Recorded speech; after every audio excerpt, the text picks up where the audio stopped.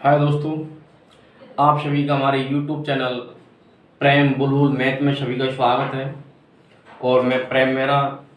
तो अपन 10th class के अंदर जो साइंस की बात कर रहे थे, उसमें अपन जो अपना प्रकाश चल रहा है, चैप्टर चल रहा है प्रकाश मतलब कि लाइट। तो उसमें हमने आपको कल की क्लास में बताया कि भाई जो उत्तल दर्पण और अवतल दर्पण से बनने वाले प्रतिबिंब की हमने वो बताई थी, भाई प्रतिबिंब किस प्रकार से बनता है। तो आज जो बात करने वाले प्रकाश के अपवर्तन के बारे में, उससे पहले मैंने बताया प्रकाश का परावर्तन। तो दोस्त हम चल रहा है अपना प्रकाश। तो हम जो बात करें भाई क्या है कि प्रकाश का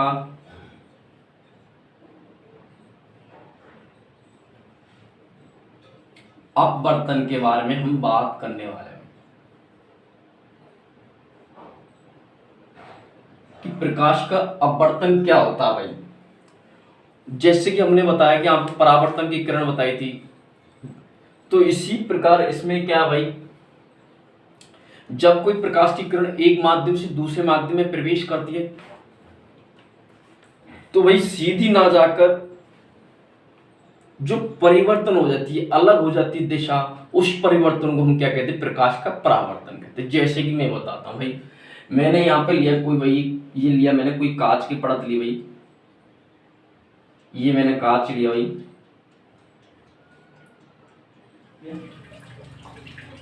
ये हो गया भाई कांच। तो मैंने परिभाषा क्या बताई थी, जब कोई प्रकाश की किरण एक माध्यम से दूसरे माध्यम में प्रवेश करती है तो दोनों माध्यमों को अलग करने वाली या इनकी दिशा को परिवर्तन हो जाता है, तो उस परिवर्तन को क्या कहते हैं, अपवर्तन कहते हैं। जैसे कि मैं वही कहता हूं कि यहां से कोई आ रही है भाई, ये किरण आ रही है और ये सीधा क्या है, अविलंब है, ठीक। लेकिन ये किरण भाई क्या है, सीधी ऐसे जाती, लेकिन ये अविलंब की ओर क्या भाई, दिशा परिवर्तन कर लेती है भाई। क्या कर लेती, दिशा परिवर्तन कर लेती। तो भाई ऊपर क्या होती है, हवा, जिसे अपन वही शॉर्ट में कह सकते हो भाई, एक माध्यम नाम दे दिया इसका, विरल माध्यम है, ठीक। नीचे होता है सरल मतलब कि पानी,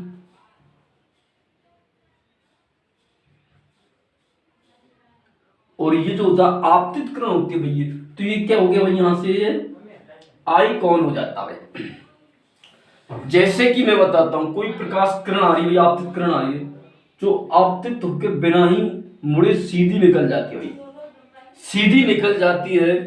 जब कोई प्रकाश किरण यहां से भाई, ये कोई किरण आ रही है भाई यहां से, ये जब कोई प्रकाश किरण सरल माध्यम से विरल माध्यम में प्रवेश करती है तो अभिलंब से क्या भाई, दूर चली जाती है। अभिलंब मतलब ये सीधा आ रहा है, तो इसी मतलब ये कोई किरण आ रही है, सीधी जानी चाहिए थी भाई, लेकिन ये दूर हो गया अभिलंब से, इसकी तरफ गई भाई, इसकी तरफ गई। जैसे कि यहां से कोई किरण आती हुई ये, तो अभिलंब मतलब सीधा, ये सीधी जानी चाहिए, लेकिन क्या है, अभिलंब से ये दूर हट गई भाई।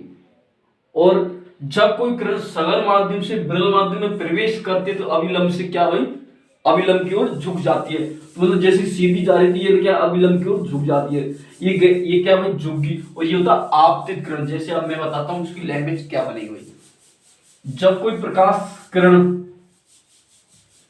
जब कोई प्रकाश किरण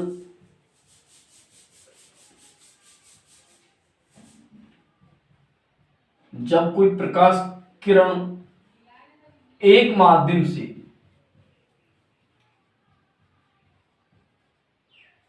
एक माध्यम से दूसरे माध्यम में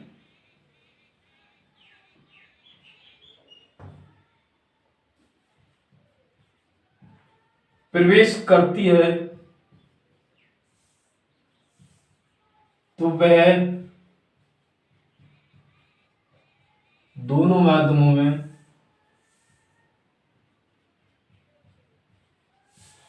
अलग हो जाती है, अलग या फिर दिशा परिवर्तन हो जाती है, दिशा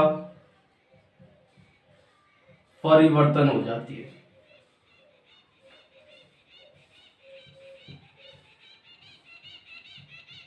दिशा परिवर्तन हो जाती है, और इसी परिवर्तन को क्या कहते हैं भाई, हम इसी परिवर्तन को कहते हैं अपवर्तन।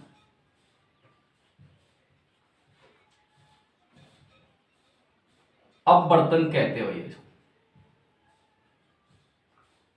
इसको क्या कहते हैं? अपवर्तन कहते हैं भाई। जैसे कि भैया मैं बताता हूं, जब कोई प्रकाश किरण विरल माध्यम से सघन माध्यम में प्रवेश करती है, क्या भाई, जब कोई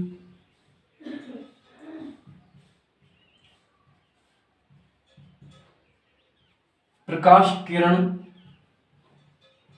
विरल माध्यम से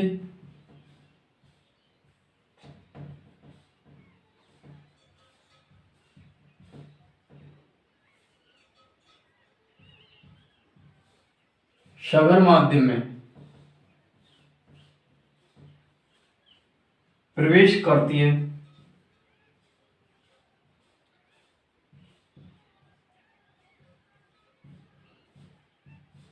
तो अभिलंब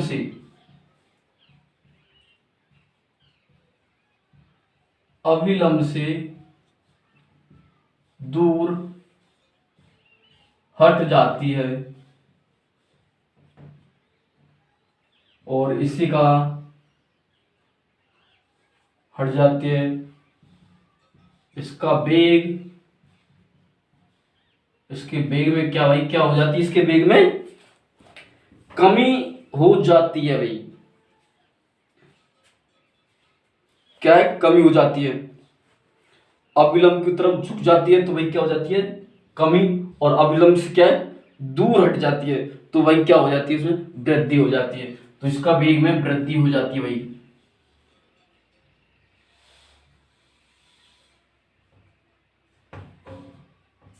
हो जाती है भाई, वृद्धि हो जाती है। ठीक, जैसे कि मैं बताता हूं भाई, प्रकाश विरल माध्यम से भाई देखो, आप कोई किरण सघन माध्यम से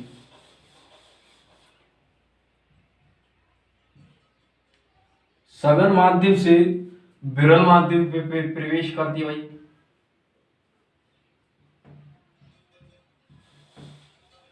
सघन माध्यम से विरल माध्यम प्रवेश करती है तो भाई क्या होता है? ये भाई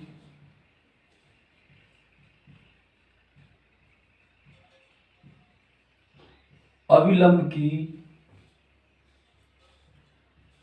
ओर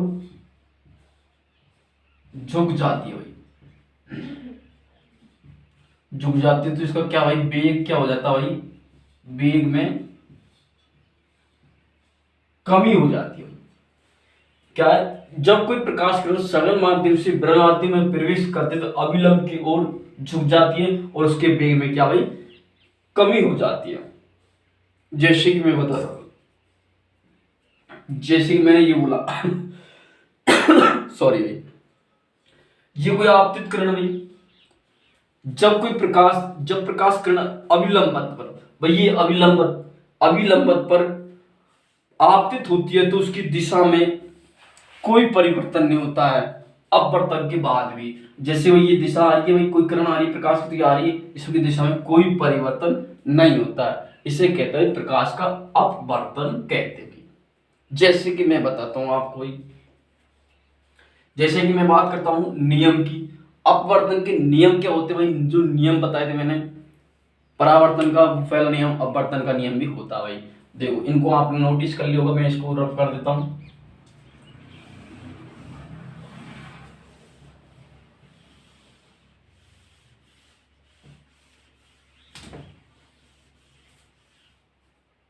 जो नियम होते भाई, क्या होते हैं? नियम। तो अपन नियम की बात करते भाई,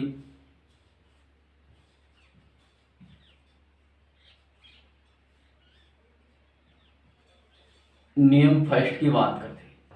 जो नियम फर्स्ट क्या कह रहा भाई? आपतित किरण और परावर्तित किरण तथा अविलंब एक ही समतल पर स्थित होते हैं। क्या कहते हैं भाई? आपतित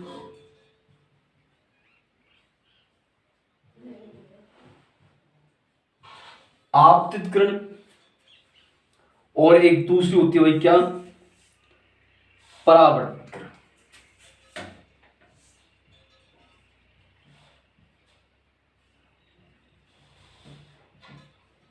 एवं अविलंब, क्या भाई? अविलंब। क्या होते हैं, तीनों एक ही बिंदु पर एक ही तल में स्थित होते हैं।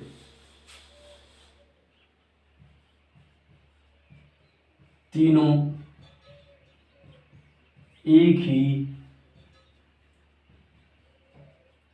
बिंदु पर एक ही समतल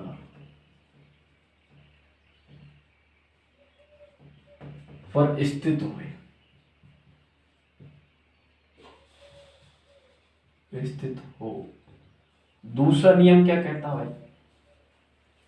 भाई तीनों एक ही चीज, एक ही पे तो स्थित है ये। आपतित किरण, अभिलंब और परावर्तित किरण यहाँ होती है तो दूर हट जाती है।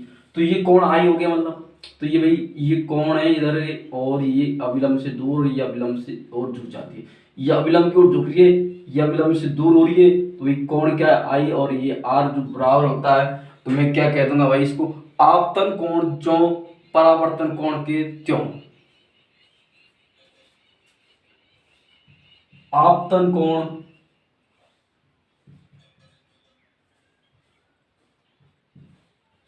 व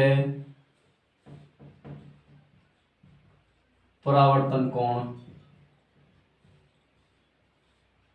जो, ये क्या भाई, कोणों का अनुपात मान स्तर होता है का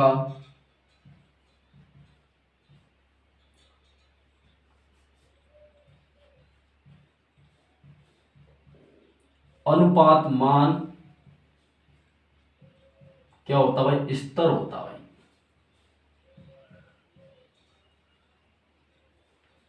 स्तर होता है, तो मैं क्या बोलूंगा भाई, साइन आई बटे साइन आर बराबर स्तर। स्तर मान होता है, और इसी मान को हम क्या कहते हैं भाई, जो इस ये मान लिखा हुआ है इसको हम स्केल का मान नियम कहते हैं। क्या कहते हैं भाई,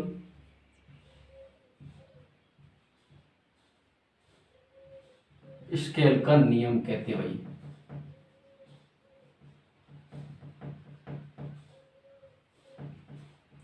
स्केल का नियम कहते हैं भाई। जब कोई प्रकाश कण एक माध्यम से दूसरे माध्यम में प्रवेश करता है तो भाई क्या हो गया, ये म्यू से दर्शाते हैं हम, एक प्रकाश दूसरे माध्यम 21 हो गया, बराबर हम आई आर बटे आई एन आर होता है। तो इसको हम लिखा भाई, तो इस प्रकार से हम इसको लिख सकते हैं। अब ये लिखने के भाई इसका मतलब क्या है, म्यू आर का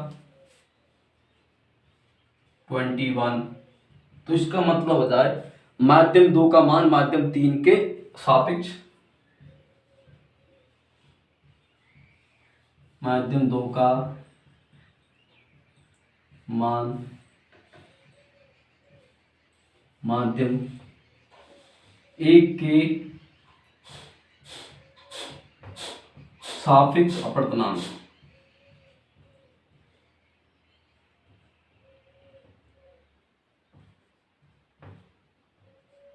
अपवर्तनांक होता भाई, तो ये मैंने लिखा। अब भाई एक शब्द आ गया भाई अपवर्तनांक, तो ये किस पर निर्भर करता है,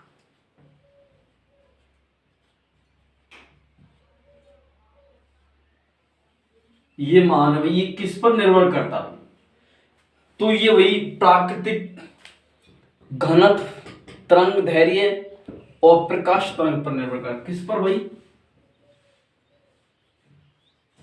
प्राकृतिक, दूसरा लेते भाई घनत्व जिसे हम डेंसिटी कहते भाई, उसके बाद भाई अगला है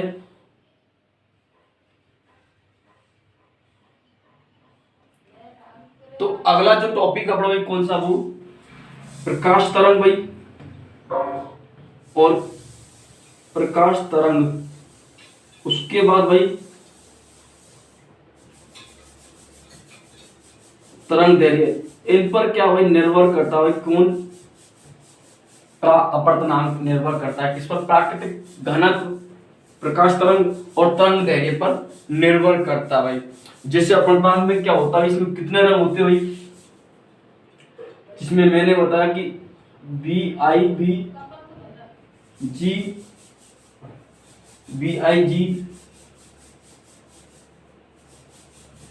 RYO, मतलब इस ट्रिक से हम क्या, ब्लू और रेड, और बीच में कौन सा था, ब्लू मतलब ग्रीन है ना, हरा। तो इस प्रकार से हम रंगों को अपन को याद करना भाई।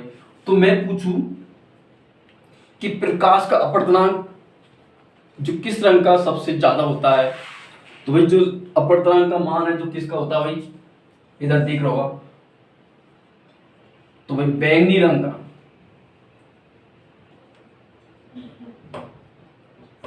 बैंगनी रंग का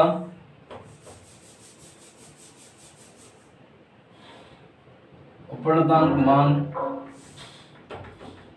रुक जाए एक मिनट भाई, का मान ज्यादा होता है भाई, क्या होता है भाई, ज्यादा होता है। तो भाई जो लाल रंग होता है इसका भाई क्या होता है, कम होता है। तो अब क्या कह सकते हो भाई, देखो बैंगनी रंग व्युत्क्रमवादी लाल रंग, लाल घटेगा तो बैंगनी बढ़ेगा, और बैंगनी घटेगा तो लाल बढ़ेगा, लाल घटेगा तो बैंगनी बढ़ेगा, ये इस पर आधारित है। और जो अब चर्चा करने वाले हैं भाई, कल हम इसकी चर्चा करेंगे। आज के लिए यहाँ पे क्लास को समाप्त करते, कल जो हम बात करेंगे भाई जो अपवर्तन के नियम होते हैं, जो अनुप्रयोग होते हैं, उनके बारे में बताएंगे। आज के लिए इतना ही, धन्यवाद, जय भीम, जय भारत।